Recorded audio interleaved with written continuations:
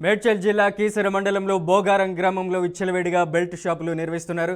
దర్జాగా మందు అమ్ముతున్న అధికారులు పట్టించుకోవడం లేదని స్థానికులు ఆరోపిస్తున్నారు. మద్యం అధిక ధరలకు విక్రయిస్తున్న సొమ్ము చేసుకుంటున్నారు. దాబాలలో మద్యం ఏరులై పారుతున్న ఎక్సైజ్ అధికారులు పట్టనట్లు వ్యవహరిస్తున్నారని మండిపడుతున్నారు. ఈ తతంగం అంతా అధికారులకు తెలిసే జరుగుతుందనే అనుమానాన్ని స్థానిక ప్రజలు వ్యక్తం చేస్తున్నారు. ఓ పక్క తమ ప్రాంతంలో వైన్స్ వద్దు అని ధర్నాలు చేస్తుంటే ఇక్కడ మాత్రం అవన్నీ బేఖాతరు చేసి దర్జాగా బెల్ట్ షాపులు నడిపిస్తున్నారని ఆగ్రహం వ్యక్తం చేస్తున్నారు. గ్రామాలలో ప్రజలు వైన్స్ లేదని సంబరపడితే అంతలోనే బెల్ట్ షాపులు ఓపెన్ చేసి అడ్డగోలుగా అమ్మకాలు సాగిస్తున్నారని వాపోతున్నారు. బెల్ట్ షాపులు తీసేయాలని, బెల్ట్ షాపులు నిర్వహించే వారిపై కఠిన చర్యలు తీసుకోవాలని ప్రజలు కోరుతున్నారు. మేడ్చల్ జిల్లా కీసర మండలంలో బోగారం గ్రామంలో విచ్చలవిడిగా బెల్ట్ షాపులు నిర్వహిస్తున్నారు. దర్జాగా మందు అమ్ముతున్న అధికారులు పట్టించుకోవడం లేదని స్థానికులు ఆరోపిస్తున్నారు. మద్యం అధిక ధరలకు విక్రయిస్తున్న సొమ్ము చేసుకుంటున్నారు. ఇక దాబాలలో మద్యం ఏరులై పారుతున్న ఎక్సైజ్ అధికారులు పట్టనట్లు వ్యవహరిస్తున్నారని మండిపడుతున్నారు. ఈ తతంగం అంతా అధికారులకు తెలిసే జరుగుతుందనే అనుమానాన్ని స్థానిక ప్రజలు వ్యక్తం చేస్తున్నారు. ఓ పక్క తమ ప్రాంతంలో వైన్స్ వద్దని ధర్నాలు చేస్తుంటే ఇక్కడ మాత్రం అవన్నీ బేఖాతరు చేసి దర్జాగా బెల్ట్ షాపులు నడిపిస్తున్నారని ఆగ్రహం వ్యక్తం చేస్తున్నారు. గ్రామాలలో ప్రజలు వైన్స్ లేదని సంబరపడితే అంతలోనే బెల్ట్ షాపులు ఓపెన్ చేసి అడ్డగోలుగా అమ్మకాలు సాగిస్తున్నారని వాపోతున్నారు. బెల్ట్ షాపులు తీసేయాలని, బెల్ట్ షాపులు నిర్వహించే వారిపై కఠిన చర్యలు తీసుకోవాలని ప్రజలు కోరుతున్నారు.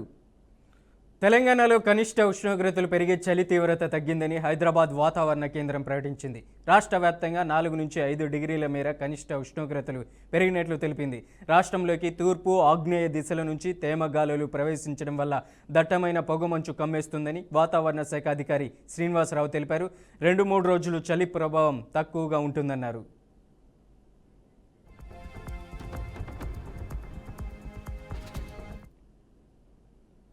నేపాల్లో శుక్రవారం అర్ధరాత్రి రన్వే నుంచి విమానం పక్కకు దూసుకెళ్లిన భయానక ఘటన చోటు చేసుకుంది. కాఠ్మాండు నుంచి బద్రాపూర్కు చేరుకున్న బుద్ధా ఎయిర్లైన్స్కు చెందిన ATR 72 విమానం ల్యాండింగ్ సమయంలో నియంత్రణ కోల్పోయి రన్వేపై నుంచి పక్కకు దూసుకెళ్లింది. రన్వే దాటి దాదాపు 200 మీటర్ల దూరం ముందుకు వెళ్లి సమీపంలోని గడ్డి పొదల్లో నిలిచిపోయింది.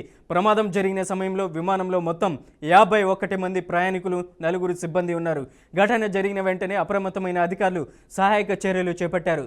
ప్రయాణికులందరినీ సురక్షితంగా విమానం నుంచి కిందకు దించారు.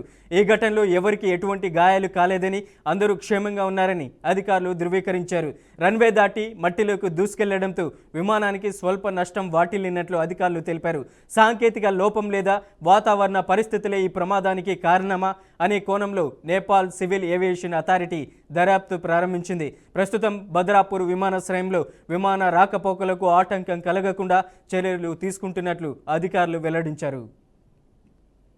చైనాలోని హైకా నగర మాజీ మేయర్ జాంగ్ క్యూపై అవినీతి ఆరోపణలు భారీ సంచలనం సృష్టిస్తున్నాయి. 2019లో జాతీయ పర్యవేక్షణ కమిషన్ చేపట్టిన దర్యాప్తులో భాగంగా జాంగ్ క్యూ నివాసంలోని రహస్య బేస్మెంట్లో 13.5 టన్నుల బంగారం లభ్యమైంది.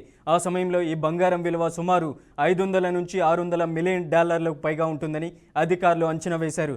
అంతేకాకుండా మిలియన్ల యువాన్ల నగదు, అలాగే పురాతన విలువైన వస్తువులు, విదేశాల్లో ఉన్న లగ్జరీ భవనాలు, భూములు కూడా ఆయన పేరు మీద ఉన్నట్లు అధికారులు గుర్తించారు. అదేవిధంగా 23 టన్నుల నగదు కూడా ఉన్నట్లు NMC అధికారులు వెల్లడించారు. ప్రస్తుతం ఆయన ఇంట్లో నిల్వ చేసిన బంగారం ఫోటోలు సోషల్ మీడియాలో విపరీతంగా వైరల్ అవుతున్నాయి. జాంగ్ క్యూ 2005 నుంచి 2019 వరకు వివిధ కీలక పదవుల్లో కొనసాగుతూ భూ కేటాయింపులు, ప్రాజెక్టులు, కాంట్రాక్టుల ద్వారా భారీగా లంచాలు తీసుకున్నారనే ఆరోపణలు ఉన్నాయి. ఆయన ద్వారా సేకరించిన అక్రమ ఆస్తుల విలువ $1 బిలియన్ ఉన్నట్లు కొన్ని నివేదికలు పేర్కొంటున్నాయి.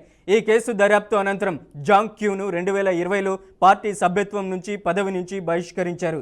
తదనంతరం కోర్టు విచారణలో ఆయన 1.07 బిలియన్ యువాన్లకు పైగా లంచం తీసుకున్నట్లు నిర్ధారణ అయింది. చివరకు 2020 డిసెంబర్లో న్యాయస్థానం జీవిత ఖైదు శిక్ష విధించినట్లు అధికారులు తెలిపారు.